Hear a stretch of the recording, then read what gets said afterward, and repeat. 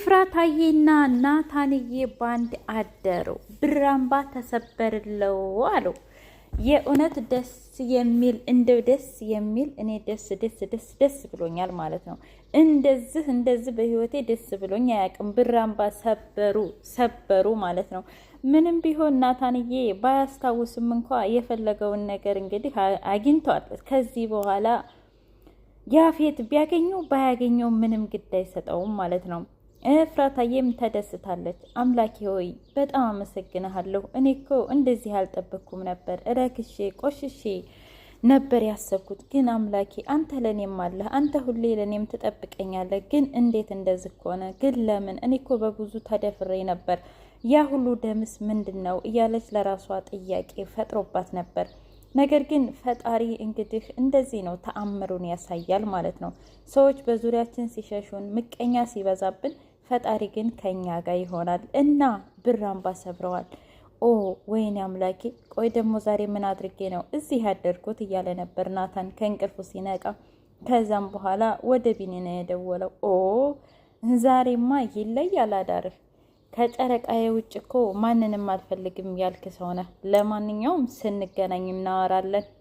እንግዲህ ሁሉንም ነገር ለማደበላለቅ ወሰናለች። እውነት ይች ልጅ ወደ ቀልቧ ካልተመለሰች በስተቀር የናታንና የኢፍራታ ፍቅር ምንም እንኳ ያፌት ወደ ባያገባትም ሂዋን እንደምንም ብላ ብታስቆመውም፣ ነገር ግን ካልዳነች በስተቀር ያ ቤት በጭንቅላቱ ይደፋል ማለት ነው። ድብልቅልቁ ነው የሚወጣው። ስለዚህ በቅርቡ መዳን አለባት። ኢፍራታዬ አሁንም ምንም እንኳ በዙሪያዋ መጥፎና አረመኔ ሰዎች ቢኖሩ፣ አሁንም ግን ለቤዛ ያላት ፍቅር፣ ለቤዛ ያላት እህትነት በፍጹም ሊቀየር አልተቻለም። ምክንያቱም እወዳታለሁኝ እህቴን። እኔ ምንም ነገር አላሳጠኋትም። እሷም ይመስላት እኔ ሁሉን ነገር የቀመኋት ነው፣ ግን እኔ ምንም ነገር አልቀመኋትም። ከፈለገች የኔንም ተወሰደው እያለች እንግዲህ አሁንም የእህትነትን ጥጓን እያሳየች ነው። ሰላም ውድና የተከበራችሁ የቻናል ቤተሰቦች እንዴት ናችሁ? ሁሉ ሰላም፣ ሁሉ መልካም። እኔ እግዚአብሔር የተመሰገነ ይሁን ሰላም ነኝ። ለዚህ ቻናል አዲስ የሆናችሁ ሰብስክራይብ በማድረግ ቤተሰብ ይሁኑ። ነባር ቤተሰቦች ደግሞ ስለምትከታተሉኝ ከልብ አመሰግናለሁ። እንግዲህ ሐረግ ድራማ እንደቀጠለ ይገኛል። እውነት ለመናገር ዳግዬ ባለፈው ቢኒን እውነት አንተ ሰው ፍቅር ይዞሃል እኮ ከዚች ከልጅ እያለው ነበር። እውነትም እንግዲህ ቢኒዬ ፍቅር ይዞታል እንዴ! የሌለ እኮ ነው ፍንቅቅ ያለው ማለት ነው። ሲያስባት ሁሉ ሲያብሰለስላት እና ቢኒ እናቱን አስተኝቶት ወደ ታች ሲወርድ፣ ቆይ ወንድሜ የት ነው ያለው ቢኒ ስትለው፣ አይ ወንድምሽ ያለው እንግዲህ ኢፍራታ ክፍል ነው፣ ከኢፍራታ ክፍል አልወጣም ብሏል አለች። ምን?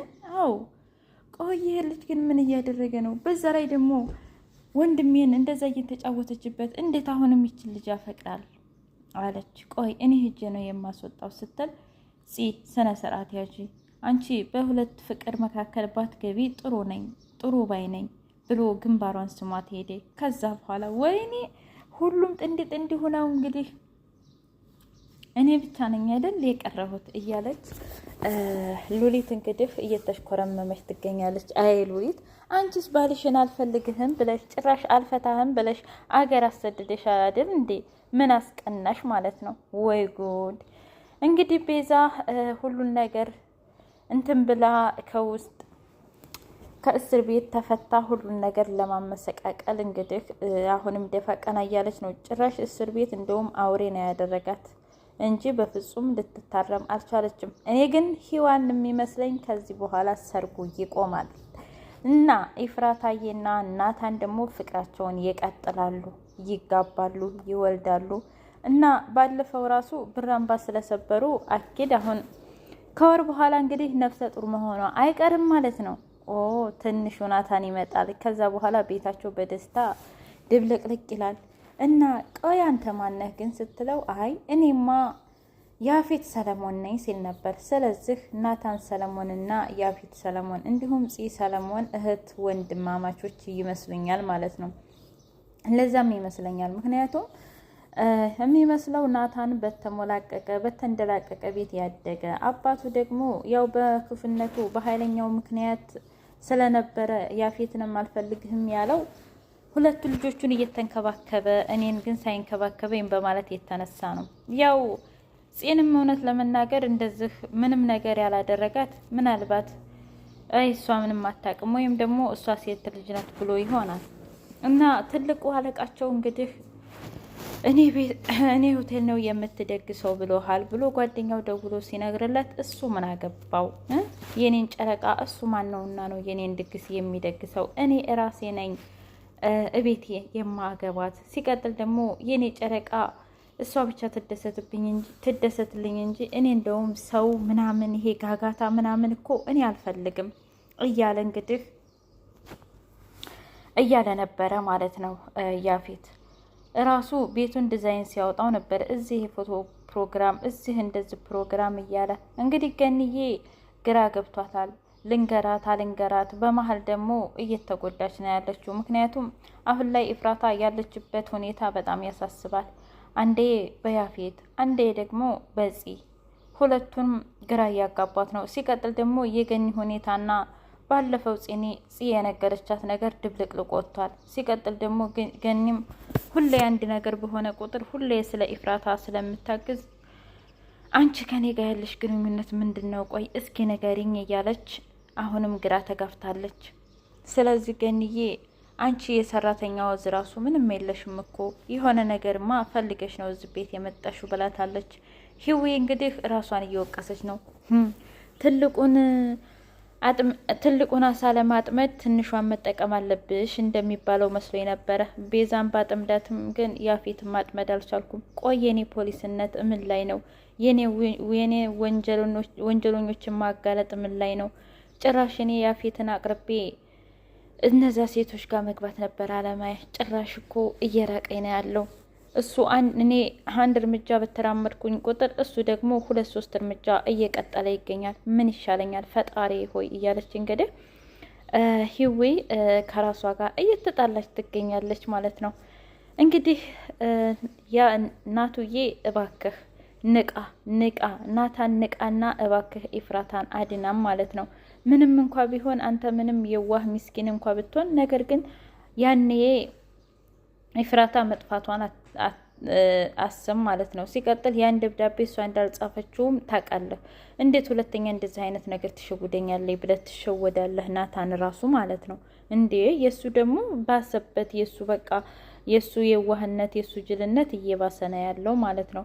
ቆይ በዙሪያችን ጥላቶች አሉ ትላለህ ግና ታዲያ እነሱ አስፈራርተዋት ነው ምናምን ብሎ እኮ መገምገም የሆነ መገመት ነገር አለ።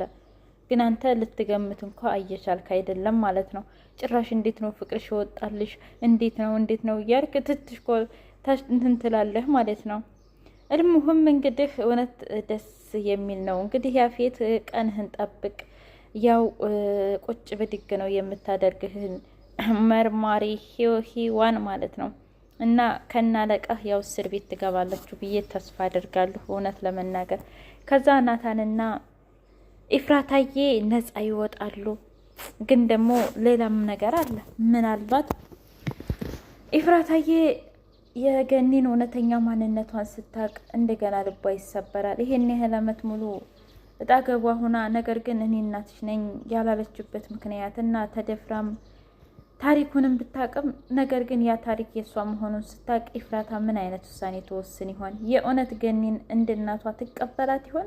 በእርግጥ አዎ ገኒ ብዙ ነገር አድርጋላታለች። ነገር ግን ካደረገችላት በላይ ቁጭ ብላ ስታለቅስ የነበረውን ቤተሰብ የለኝም እያለች ያንን እንባ እሷ ስጠርግላት የነበረውን ካስታወሰች ገኒን ቶሎ ይቅርታ ላታደርግላት ትችላለች። ዳግምንስ እንደ ወንድም ትቀበለው ይሆን? እኔ በፍጹም አላምንም። ምክንያቱም እስከ ዛሬ አንቺ እኮ እንደ እህት ነሽ እያለ በክፉም በደጉም አብሯት ነበረ።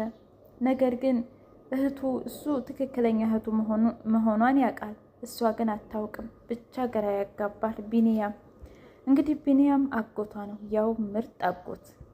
እሱንስ ብቻ ግን በዙሪያዎቿ ብዙ ከሃዲ እንዳሎች ምን ያፌት ብቻ ነው የምትለው? እውነት ወደ ትክክለኛው ማንነቷ ስትመጣና ያን ታሪክ ስትሰማ ምን ያፌት ብቻ፣ በዙሪያዋ ያሉ ሰዎች በሙሉ አሽተዋታል።